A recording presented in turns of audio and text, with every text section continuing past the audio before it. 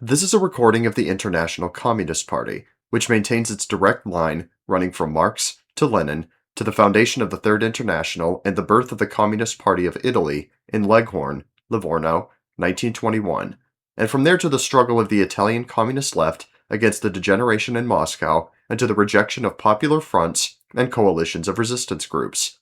Today we will be reading from our theoretical magazine, Communism, a continuation of Part 2 of the study Race, Class, and the Agrarian Question in the United States, written in December of 2025. Subsequent parts will be uploaded in separate videos. 9. Before King Cotton, there was Norman wool.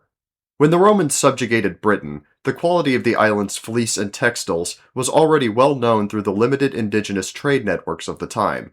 The damp climate and fertile pastures had created hardy flocks of sheep with long, soft, and durable fleeces, making wool from the Isles one of the most desirable fibers on the continent. Rome soon established workshops and trade networks, but with the dissolution of central imperial authority, only the flocks remained.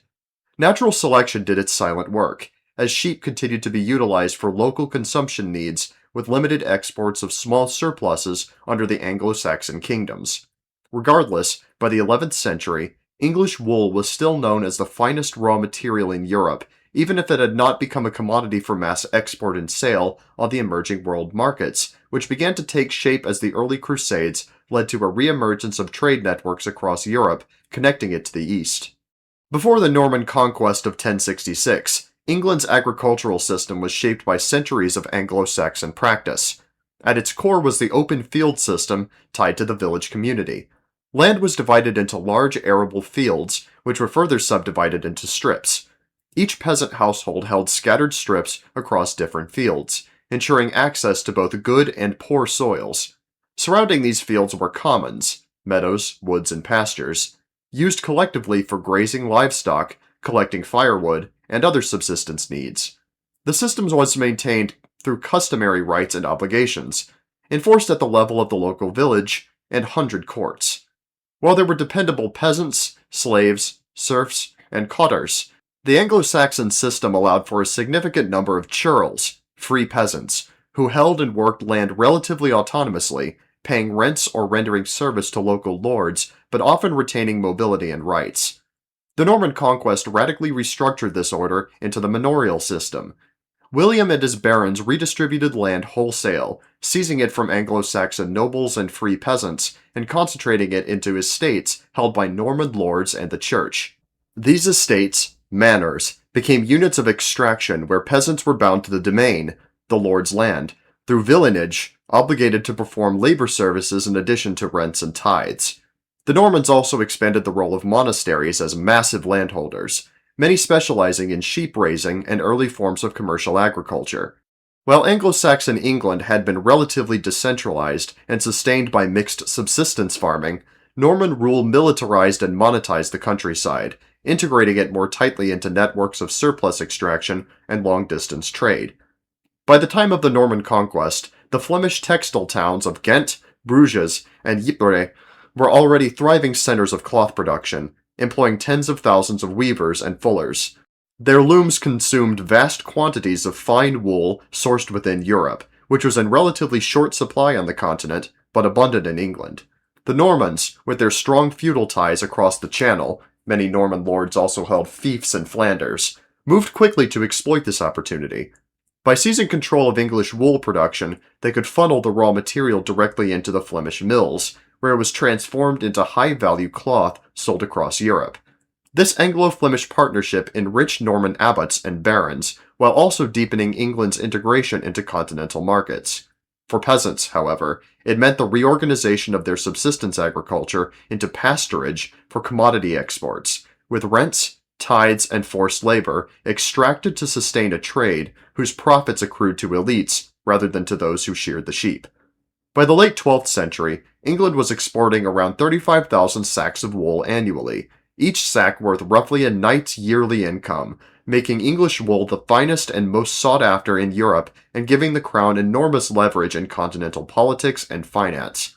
By the 13th to 14th centuries, the English wool trade had expanded and exports often reached 40,000 to 45,000 sacks per year, and the wool customs tax introduced in 1275 soon supplied over half of the crown's annual income. This revenue allowed English kings to fund wars in France and assert political influence across Europe. In the 13th and 14th centuries, sheep farming in England already resembled agriculture on a semi-industrial scale, the whole country being widely likened to one great sheep farm. Regions such as the Welsh Marches, Lincolnshire, and the Southwest specialized in producing fleeces that were shipped in enormous quantities to the cloth-making towns of the Low Countries, France, and Italy. English ports like Hull, King's Lynn, and Southampton thrived on the trade, while monarchs treated wool exports as their greatest source of revenue. It is from this trade that a growing merchant class began to rise in England. 10. The 100 Years' War and the Banking Crisis, setting the stage of the bourgeois revolutions. The 100 Years' War formally began in 1337 when Edward III pressed his claim to the French throne. Beneath the banner of the king's dynastic struggle lay the economy of wool and cloth. Flanders, with its great textile cities of Ghent, Bruges, and Ypres, demanded on a constant flow of fine English wool, yet remained under French suzerainty.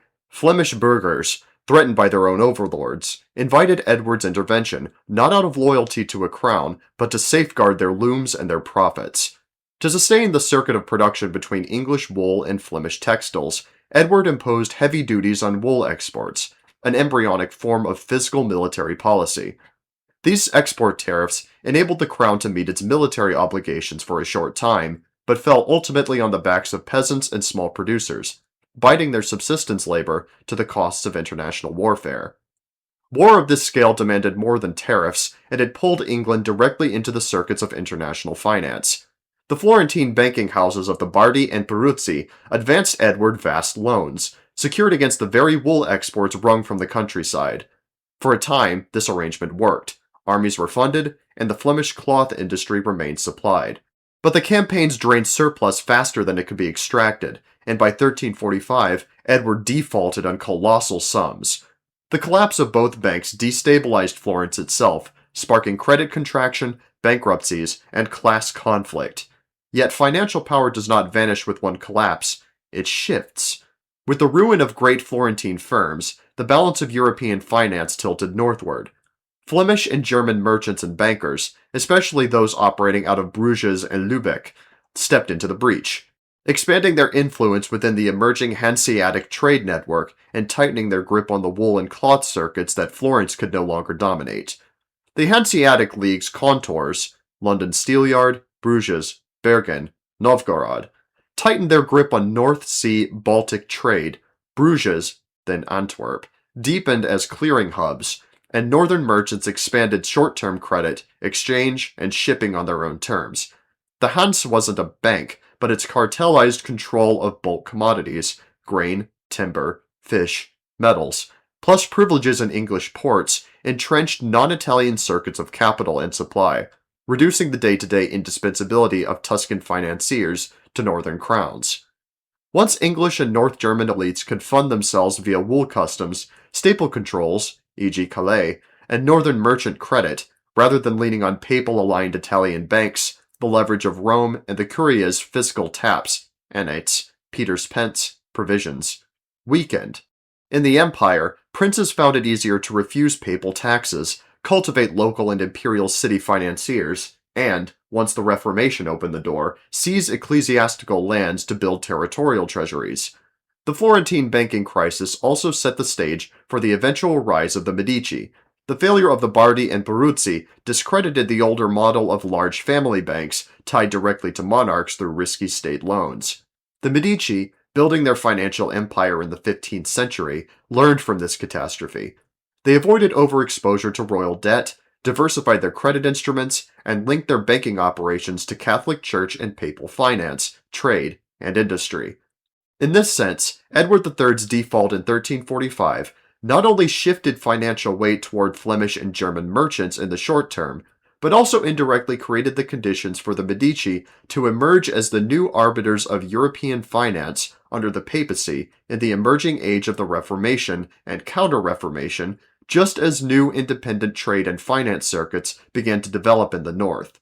Thus, the English wool trade, the Flemish mills, and Florentine defaults were not isolated events. They were moments in the restructuring of international capital, whose crises reshaped the political economy of all Europe. 11. The Black Death and the Rise of the Anglophone Yeoman Farmer.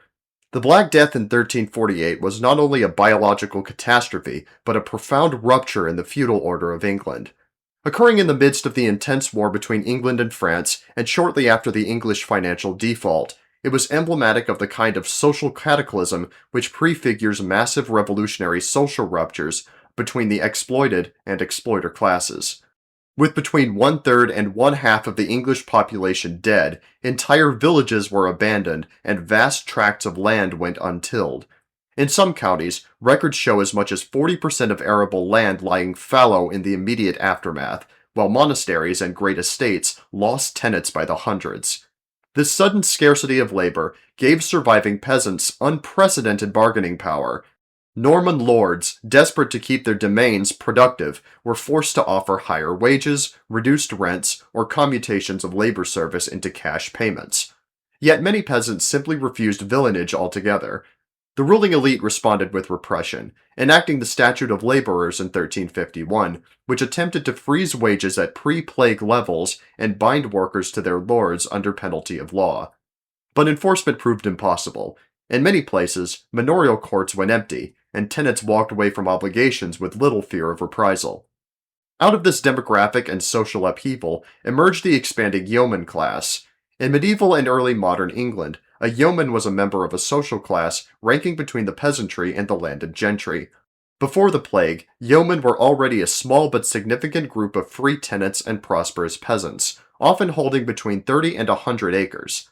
After the plague, their numbers swelled as survivors acquired abandoned plots, negotiated long-term fixed rents, or outright purchased land from desperate lords. Estimates suggested that by the later 14th century, yeomen and freeholders accounted for as much as 20 to 25% of rural households, a dramatic increase from the early 1300s.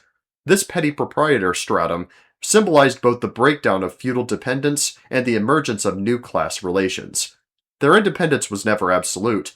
They remained subject to taxes and market fluctuations, but they carved out a measure of autonomy that sharply contrasted with the servile obligations of villeins. The yeoman's foothold in land became the social base not only for later agrarian capitalism, but also for the radical movements of the English Revolution. Their rising stature is reflected in the cultural imagination of the time. The tale of Robin Hood, crystallizing in the late 14th and 15th centuries, spoke to a society where peasants and smallholders fantasized about striking back at sheriffs, abbots, and lords who sought to hold them down. Robin's longbow, a weapon synonymous with the English yeoman, and his redistribution of wealth dramatized the antagonism between those who labored and those who lived parasitically off rents, tithes, and forced dues. In reality, the monarchy had already codified the yeoman's military role. Since the early 1300s, all able-bodied men were required to practice archery, a law designed to harness peasant skill in the service of the state. By the mid-14th century, yeoman archers were central to Edward III's armies. At Crécy, 1346, and Poitiers, 1356, lightly armed commoners with longbows annihilated the charges of French knights, proving that disciplined masses of peasants could shatter the military monopoly of the aristocracy, and its heavily armored knights once thought militarily unbeatable. Returning home, they were emboldened, conscious of their value both in war and in labor, and increasingly unwilling to be forced back into servile dependency. Across Europe, the plague radicalized social tensions. In France, the Jacquerie Revolt of 1358 exploded when peasants, crushed by heavy taxation, war devastation, and aristocratic exactions, rose against the nobility. Armed with improvised weapons, they attacked manor houses and killed lords, venting long-suppressed resentment. The revolt was swiftly and brutally repressed by nobles and royal forces, with an estimated 20 to 30,000 peasants being slaughtered. But it revealed the deep class tensions that the war and the Black Death had intensified. In Flanders, artisans and weavers rose repeatedly against taxes and guild elites. In Florence, the collapse of the wool guild's dominance triggered the Ciompi Revolt of 1378, where proletarian laborers entered into open revolt. In England, discontent boiled over in 1381 with the Peasants' Revolt. The Crown's imposition of poll taxes to fund war was the immediate spark, but the deeper causes lay in decades of economic strain, labor coercion after the plague, and resentment at feudal dues. Led by Wat Tyler and inspired by John Ball's radical preaching of equality, tens of thousands of yeoman rebels marched on London. They stormed the Tower, executed royal officials, and demanded an end to villanage and serfdom, reduction in rents, and the abolition of aristocratic privilege. Tyler pressed for nothing less than a revolutionary reordering of society. John Ball's radical preaching marks an early rupture in the ideological apparatus of feudalism. Ball was no marginal figure. His sermons provided the ideological spine of the uprising, giving voice to the grievances of villeins, artisans, and smallholders, crushed by poll taxes and lordly exactions. While Tyler led the mass of peasants to London, it was Ball who gave their actions a universalizing language, preaching against the gentleman and declaring that the ruling class was not divinely ordained. His challenge, when Adam delved and Eve span, who was then the gentleman, was more than rhetoric. It was a material assault on the theological justification of feudal privilege. Ball also demanded that scripture be heard and read in the local tongue, rejecting the clerical monopoly of Latin as the language of class domination. By calling for a Bible in the vernacular, he aimed to dissolve the ideological barrier that kept peasants dependent on priests for divine truth, just as they were materially dependent on lords for land and survival.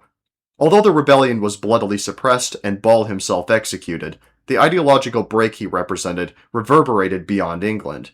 His insistence on equality before God and the vernacular Bible prefigured currents that would resurface with explosive force in the 16th century in Germany.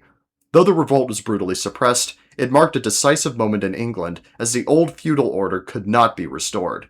Combined with the demographic reality of labor scarcity, the revolt ensured that serfdom in England collapsed in the following decades. On the continent, repression preserved feudal structures, but in England, peasant resistance and demographic shifts loosened them. This divergence shaped England's path towards agrarian capitalism and, eventually, bourgeois revolution, contrasted with the presence of seigneurial domination which lasted for hundreds of years longer elsewhere in Europe. 12. The material basis of the American yeomanry and the historical contradictions of its Petit-Bourgeois idealism. After Wat Tyler's rebellion in 1381, serfdom, though not abolished by decree, withered under the twin pressures of demographic collapse after the Black Death and waves of resistance to feudal dues. Out of these conditions grew the yeoman class, independent smallholders and free tenants who secured leases or ownership of land, embodying an ideal of self-sufficiency and autonomy. The 5th century marked a golden age for the English yeoman, when conditions in the countryside were unusually favorable to smallholders. Yeomen enjoyed secure tenures, moderate rents, and access to ample land for cultivation and grazing. Wages were comparatively high, while the cost of grain and other staples remained low, allowing farmers to sustain a comfortable standard of living. Many yeomen were able to expand their holdings, invest in better tools, and diversify production, giving them both stability and modest prosperity. They stood as a confident and independent stratum between the gentry and landless laborers, strong enough to support families, enter local politics, and even provide sons for trade or the church. In this period, the yeoman farmer represented a rare balance of autonomy, security, and social standing in the English countryside. Yet, over the long term, the most decisive transformation of the English countryside was the rise of the gentry. The Wars of the Roses, 1455 to 1487, shattered much of the old feudal aristocracy, thinning out the ranks of great magnates who had dominated medieval politics. Into this vacuum stepped a stratum of lesser landowners. The gentry more aggressively oriented themselves toward market agriculture and sheep grazing, and aligned their fortunes with the expanding wool trade. From the late 15th century onward, they pressed enclosures with growing ferocity, fencing off commons and converting arable fields into pastures. This process enriched those yeomen who managed to secure leases or small freeholds, but for the mass of poorer peasants, it meant dispossession. The swelling ranks of landless laborers and sturdy beggars testified to the violent restructuring of the countryside, as subsistence gave way to commodification. The Tudor monarchy, 1485 to 1603, cemented this transformation by forging a strategic alliance with the gentry. Henry VII and Henry VIII recognized that the crown's survival depended not on the old baronial houses, but on a rising class of local landowners, whose economic interests tied them to commerce rather than feudal retainers.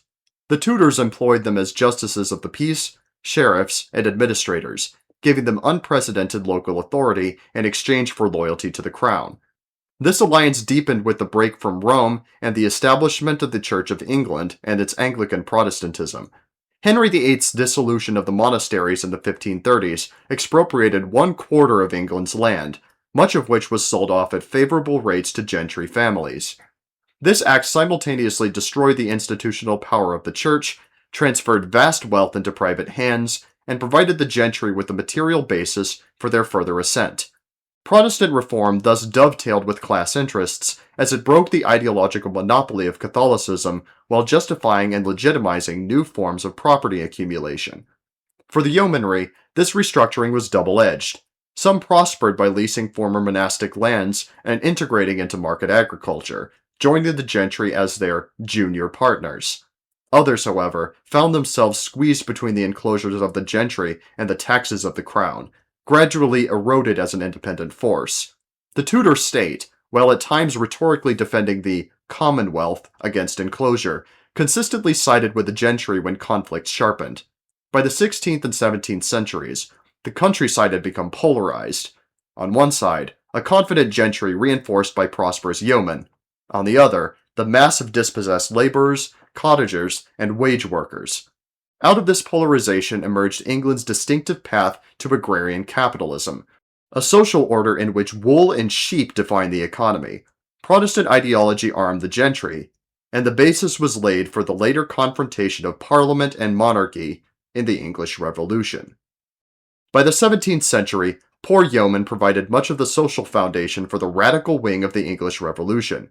In movements like the Levellers and Diggers, elements of this class pressed for common ownership, equal rights, and the dismantling of aristocratic privilege. Yet they remained divided as a class strata, unable to fully cohere itself around a historical program distinct from the bourgeois, despite its at times proto-communistic manifestations. Still, their relative material independence gave them both the leverage and the ideological conviction to challenge entrenched class hierarchies at times. 13. Heading for the New World. Yet the advance of enclosure from the 15th century onward steadily eroded this independence by enclosure. This wave of expropriation became a central driving force behind English emigration to the New World.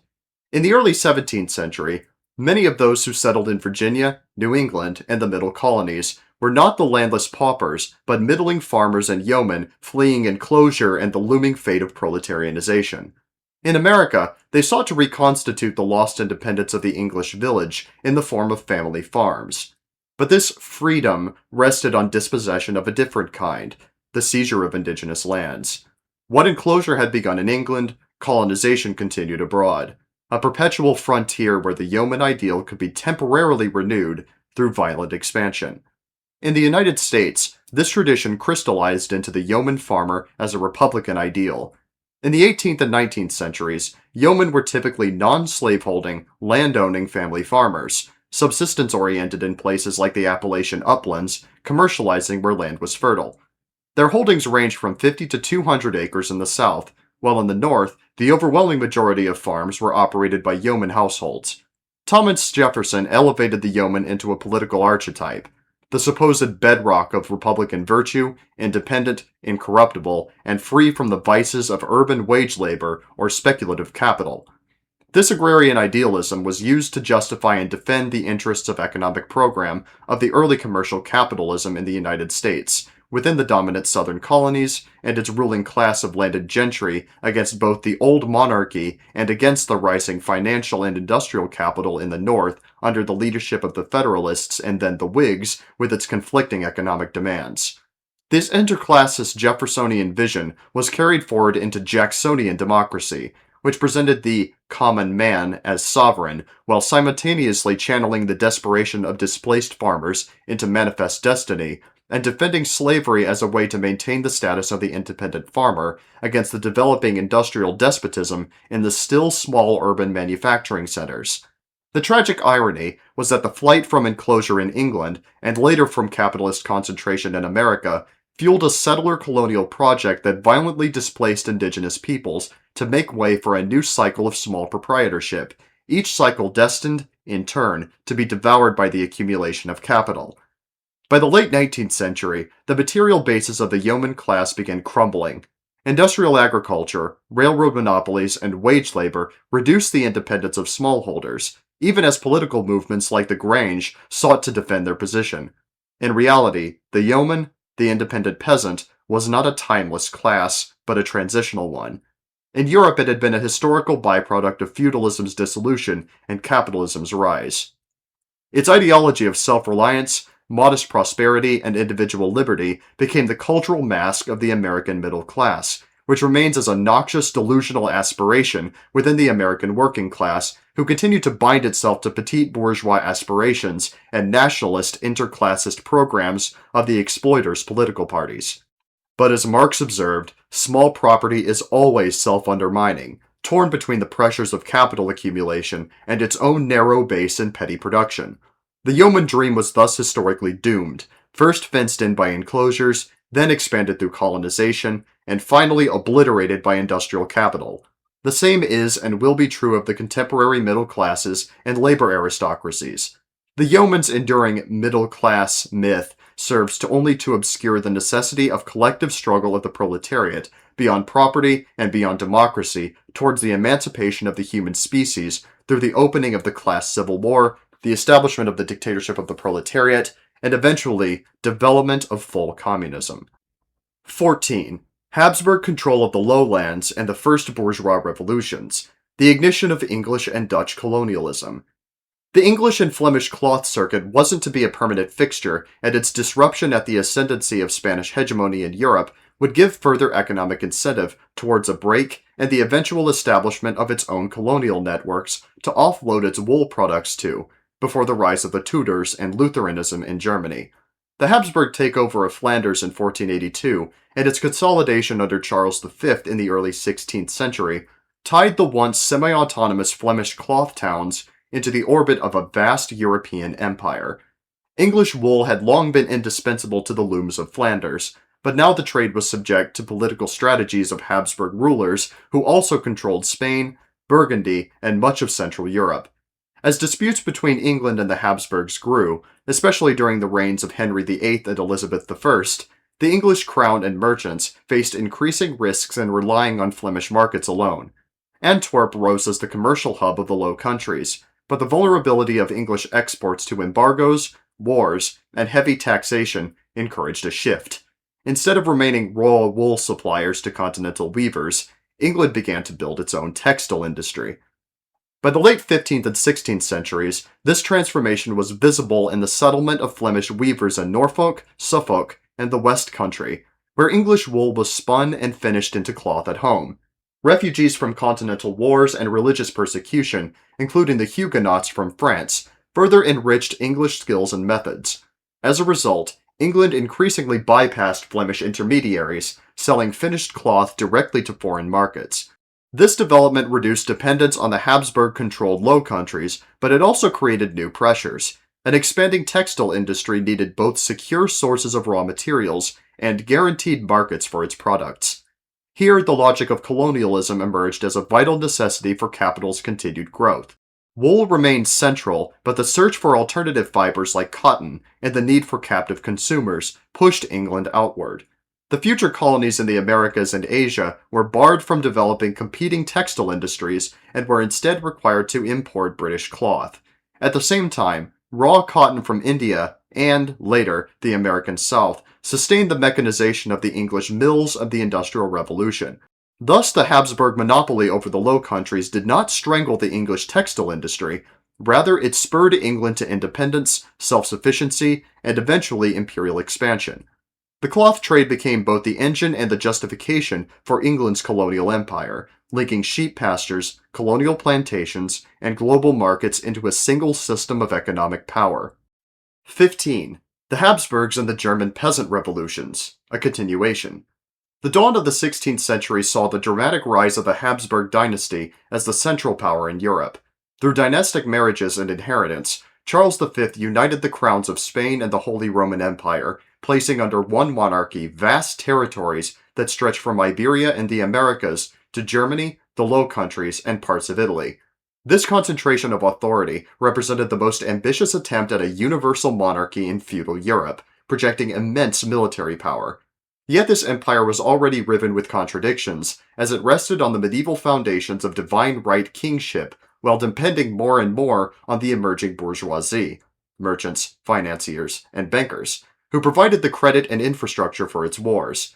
Spanish treasure and German loans fueled imperial expansion, but the extraction of surplus to sustain the dynasty intensified class antagonisms across the continent. It was precisely in this crucible that the first shockwaves of the Reformation erupted. In 1517, Martin Luther nailed his 95 Theses to the church door at Wittenberg, condemning indulgences and denouncing the corruption of the papacy. The Luther's attack on clerical abuses quickly escalated into a broader assault on the spiritual and material authority of Rome. What began as a theological quarrel over church corruption became a mass movement, as urban guildsmen, students, and peasants seized on the language of reform to challenge the crushing exactions of both church and state. Protestant congregations organized independently of Rome, rejecting the centralized hierarchy of Catholicism in favor of more localized and collective forms of worship. For artisans, townsfolk, and peasants alike, Protestantism became a banner against feudal rents, tithes, and clerical privilege. The German princes themselves split along these lines, some embracing Luther as a weapon to wrest political autonomy from the Habsburg Emperor and his allies in the papacy. Not long after, the Church of England was formally established in 1534 with the Act of Supremacy under Henry VIII, broke England from Rome after the Pope refused to annul his marriage. While the origins lay in dynastic politics, its consolidation was inseparable from the wider tide of German Protestantism. Henry's break mirrored the defiance of the German princes, who shielded Luther, both asserting national sovereignty against papal and Habsburg authority, while consolidating the emerging bourgeois forces around the alliances of convenience with established monarchical states and principalities, who sought greater profits by breaking out from under the burdensome Spanish and Catholic yoke. The Spanish and Portuguese colonial projects had already been sanctioned by papal bulls like Dum Diversas, 1452, and Romanus Pontifex, 1455, which authorized enslavement and conquest in the name of Christ, while giving Spain and Portugal dominion over most of the world outside of Europe. As bullion from the Americas poured into Habsburg coffers, papal authority was exposed as not merely spiritual, but profoundly an apparatus of economic plunder and repression. Meanwhile, the northern German princes had clear material reasons for breaking with Rome. Under Catholic order, they were mostly excluded from the expanding riches, but they were required to pay heavy tithes and tribute to the papacy, and vast tracts of land and wealth were tied up in monasteries and bishoprics that acted as semi-independent powers. By embracing Luther's doctrines, princes could seize church lands, appropriate monastic revenues, and end the financial drain to Rome, thereby increasing their own treasuries and consolidating sovereignty within their territories. The Reformation was thus both an ideological revolt against papal authority and a profitable redistribution of wealth from church to secular rulers. The Tudors in England moved along a parallel track. Between 1500 and 1650, Spain imported an estimated 180 tons of gold and 16,000 tons of silver, much of it from the Potosi mines in Bolivia. The flood financed imperialist wars but destabilized Europe, fueling the price revolution. While merchants and financiers thrived, peasants saw rents and taxes climb beyond subsistence levels. In Spain, smallholders were taxed into ruin. In Germany, Spanish-financed Habsburg princes intensified exactions to fund wars of religion and dynastic ambition. Colonial plunder thus fed directly into the oppression of European peasants, fusing the fate of Andean miners with that of German serfs. The Peasants' War of 1524 to 1525, in which nearly 300,000 German peasants rose, demanding the abolition of serfdom and relief from feudal burdens, must be understood in this context. The rebels often drew inspiration from the radical edge of Protestant preaching. Thomas Müntzer, for example, insisted that divine justice demanded the overthrow of lords and the communalization of property, echoing the demands of John Bell during Wat Tyler's rebellion. Engels, in the German Peasant War, 1850, argued that these uprisings were not isolated explosions, but the first great act of the revolutionary class struggle in Germany, linked by a red thread to the revolutions of 1848 and connected back to the same historical arc that began with the peasant revolts in the 14th century. For Engels, the continuity between 16th century peasants and 19th century workers revealed the unfinished character of the German bourgeois revolution, repeatedly strangled by alliances between aristocracy, princes, and the emerging gentry. This revolutionary historical arc would circle back to the young United States, when after the defeat of the 1848 revolutions produced a vast exile of German revolutionaries, the 48ers, many of whom fled to the United States. There, dispossessed of their European hopes, they carried with them the memory of failed uprisings and the radical traditions of democracy and socialism. In the American Civil War, these émigrés in the thousands enlisted in the Union Army to contribute to the final project of the completion of the Anglophone bourgeois revolution and the destruction of slavery, while leaders like Karl Schurz and Franz Sigel, and even communists closely tied to Marx, such as Joseph Weidemeyer, held prominent commands. In this way, the struggle against slavery in America was not only a domestic conflict, but the continuation of Europe's unfinished revolutions. The War for Union and Emancipation represented the culmination of the Anglophone bourgeois revolution that began with the English Civil War, and the American Revolution reached its consummation in the destruction of chattel slavery. 16. The Spanish Black Legend: Origins of Racialized Slavery in the Counter-Reformation. As the Spanish grip under the Habsburgs grew to encompass all of Europe, it likewise strengthened its hold over the Americas.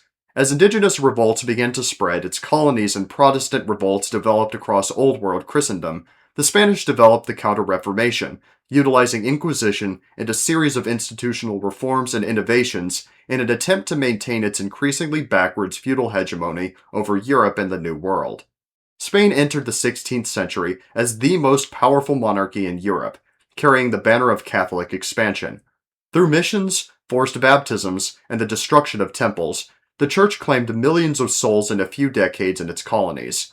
The territorial conquest of the New World was organized first through the establishment of the encomienda. This was the central institution of early colonization, where grants of land were given by the crown to conquistadors, settlers, and clerical orders. Under the encomienda, whole indigenous villages were forced to pay tribute in goods, crops, or direct labor. In name, encomenderos were guardians of their wards, charged to Christianize and protect them. In reality, it was slavery, and Indians were driven into the mines, the fields, and the workshops under the lash, often worked to death. In Hispaniola alone, hundreds of thousands perished within a generation. In Mexico and Peru, entire communities were uprooted to supply labor for silver and gold.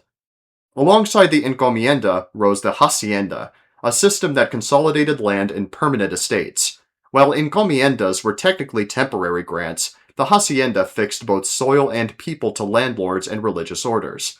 Indigenous peasants were transformed into tenants and debt peons, bound by coercion and endless obligation. Together, encomienda and hacienda fused feudal extractions with the logic of colonial accumulation. They became the pillars of Spanish domination in the Americas, binding Indians to tribute, debt, and coercion, while concentrating land in the hands of a colonial oligarchy tied to crown and church. Yet this despotism carried within it contradictions. The church preached universal salvation, while encomiendas and haciendas enforced slave labor from baptized Christians. Large-scale indigenous rebellions, such as Enriquillos in Hispaniola, 1519-1533, and the Mixton War in western Mexico, 1540-1542, revealed the fragility of Spanish control. As the social tumult and expanding contradictions of the decaying medieval society stretched thin, reformist Spanish priests such as Bartolomé de las Casas denounced the cruelty of encomenderos, arguing that Indians were rational beings capable of conversion. Confronted by the dual threat of indigenous revolts and the emerging Protestant formation in Europe, the crown began to recognize it was facing an existential crisis. Thus, the process of organizing the Counter-Reformation to entrench the legitimacy and power of the Church and Spanish rule began with haste. Key to it were the new laws of 1542 to restrict Indian slavery. This was not conscience but calculation, as Spain sought to reduce the excesses of the colonies, which triggered revolt, while preserving an image of a benevolent Catholic state in Europe to undercut the Protestant Reformation, which was unmasking Rome's abuses in order to arm the ascendant bourgeoisie with a language and pretext for revolution. The Reformation and Counter-Reformation became inseparable from the defense of the old colonial empire and justification of its new and expanded ones, where the development of the means of production was no longer held back by feudal fetters. Luther's call for scripture in the local vernacular shattered the clerical monopoly over knowledge. Guildsmen, peasants, and townspeople seized upon the new faith to resist rents and tithes. Protestantism spread like fire, carried by the printing press, the new weapon and productive technology of the age. Rome replied at Trent, 1545 to 1563, centralizing doctrine, empowering the Jesuits, and enforcing censorship through the Index of Forbidden Books. Spain, the mailed fist of the papacy, vowed to keep its dominions free of Protestantism. It proved this in blood at Fort Caroline in 1565, where Pedro Menendez massacred the French Huguenot settlers. The global struggle between Reformation and Counter-Reformation was fought with sermons, pamphlets, and massacres alike. Despite Spain's alleged labor reforms, ideology could not alter the material need for growing ranks of exploited labor power. Mines and plantations devoured bodies. Disease annihilated millions of natives. Encomiendas collapsed under revolt and depopulation. To sustain its labor demands, Spain turned systematically to African slavery. The Asiento de Negros, 1517 onward, granted monopolies to merchants who supplied enslaved Africans in return for the payments to the crown, more deeply binding the slave trade into the physical machinery of empire. This shift to African chattels demanded a new ideological justification. Under the old dispensation, enslavement was justified by religion, as heathens could be held in bondage until baptized.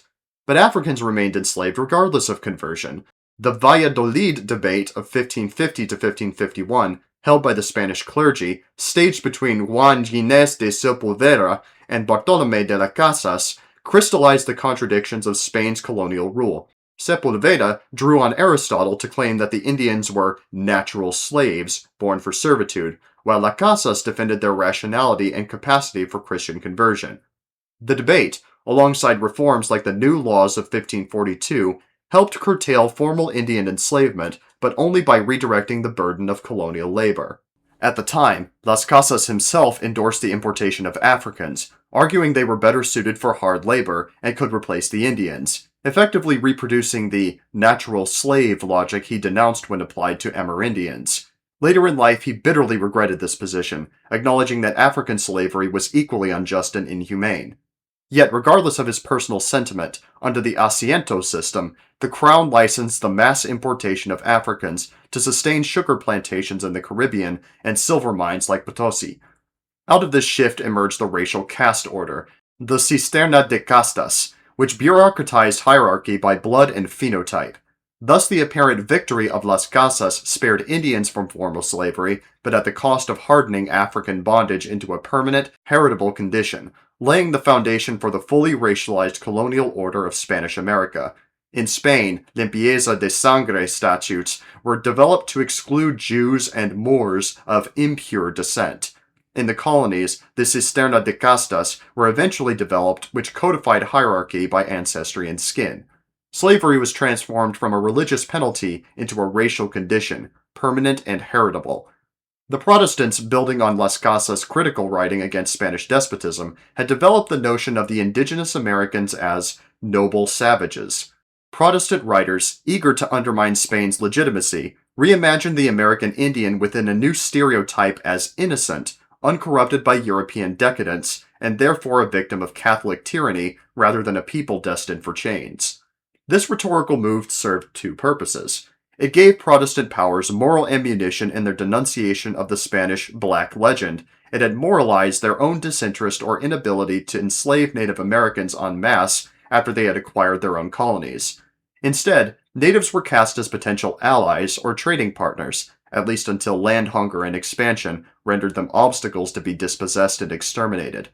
Extenuating into the latter evangelical theological justifications under Manifest Destiny, and their claims of colonialism as a humanitarian mission aimed at spreading civilization. Yet for both the Protestants and the Catholics, the Africans, by contrast, remained trapped in the category of natural slaves, an ideological construction that erased the contradictions of Christian universality and reduced them to a heritable labor force. The supposed moral distinction masked a simple calculation for the English and Dutch as well. Unlike Africans, who were uprooted, transported, and marked as outsiders from the start, Native Americans were rooted in their own lands, difficult to dispose of in mass, prone to resistance, and too essential as trading partners or military allies in the struggle against Spain and France. Enslaving them wholesale, as Spain had attempted, was impractical for the English, who instead relied on forced treaties and war to clear territory for settler colonies. Africans, torn from their homelands and racialized as permanent outsiders, could be more easily reduced to a hereditary labor force. Thus the Protestant powers' selective outrage at indigenous American slavery and their silence on the African trade revealed not humanitarian scruples, but the calculated logic of the emerging bourgeois classes, who sought to frame their emerging order as a universalistic cause for all classes and all humanity, but in reality only served the narrow interests of capital accumulation. Despite denouncing Spain through the Black Legend, the English and Dutch eventually built their own racial slave systems in Virginia, Barbados, and Suriname. Bourgeois science provided its empirical sanction. Bernier's racial taxonomy, 1684, Linnaeus's Systema Naturae, 1735, and Blumenbach's Varieties of Mankind, 1775 to 1795, recast domination as a natural fact.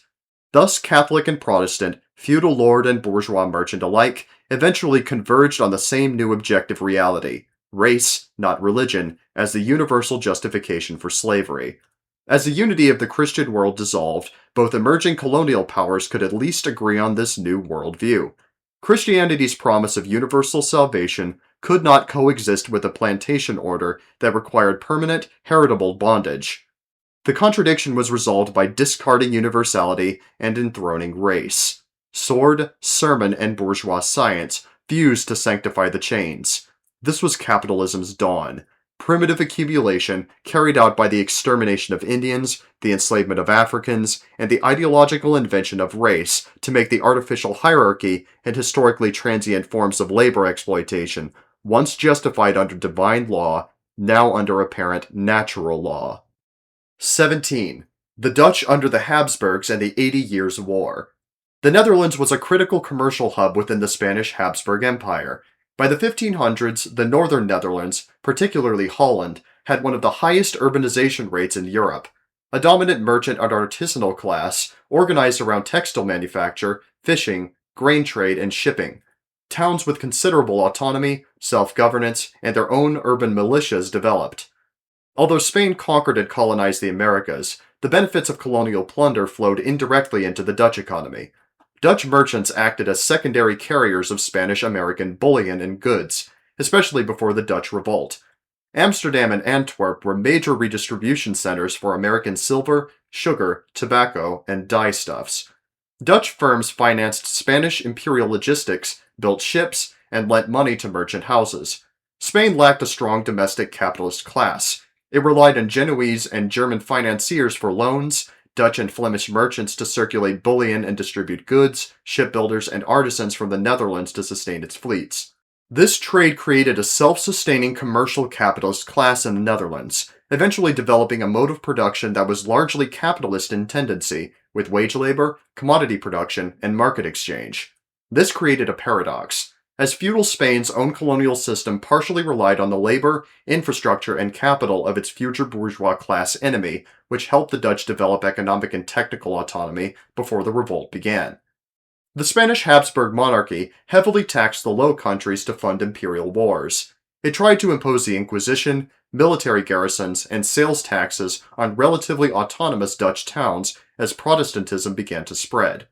This met fierce resistance from merchants, guilds, and city councils who wanted free trade, low taxes, and local control.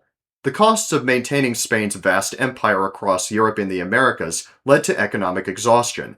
Dutch bourgeois, especially in Holland and Zeeland, resisted the draining of their wealth for foreign wars and feudal monarchic goals. The first major successful bourgeois revolution erupted with the 80 Years' War in 1566, when the Dutch bourgeois entered open rebellion and would eventually triumph in 1648, establishing the fully bourgeois Dutch Republic. A year later in England, the English Revolution would begin with Charles I's execution in 1649 by the English Parliament, and England entered into a republic, Commonwealth, that lasted until Charles II was re-established as King of England in 1660. As the Dutch cast off the backwards papist yoke of the Spanish, the ascendant Dutch bourgeois gained control of many of Spain's colonial holdings in the east, and it was able to freely break up the guild structures and fully develop its system of urban manufactures domestically, which created a greater demand for English wool for its textile mills. This in turn spurred English nobles to begin further producing surpluses for export, and landlords began to consolidate their estates, removing subsistence farmers in favor of maintaining large flocks of sheep. In the mid-1500s, England was a secondary, underdeveloped power, still dominated by landowning aristocracy and limited in trade and finance. The Tudor state was heavily indebted and depended on taxes and confiscated monastic lands. There was little domestic silver production and a chronic shortage of coin. 18. Dutch and English bourgeois and shipbuilding. The eventual English and Dutch rise as colonial powers in the 16th and 17th centuries was closely tied to their superiority in maritime technology and shipbuilding, which gave them a decisive edge over the Spanish and Italians, both of whom had dominated earlier in the Age of Commerce. This naval advantage was not just technical, it was deeply tied to bourgeois economic organization, capital investment, and the transition from feudal mercantilism to maritime capitalism. The superior design, productivity, and cost efficiency of English and Dutch ships allowed them to break the Iberian monopoly on global trade and to challenge Spanish imperial supremacy on the seas. The Dutch developed the fleet, a narrow, lightly armed, deeply hulled merchant ship that carried more cargo with fewer crew, had a shallow draft, ideal for coastal and river navigation, and was cheaper to build and maintain than Spanish galleons.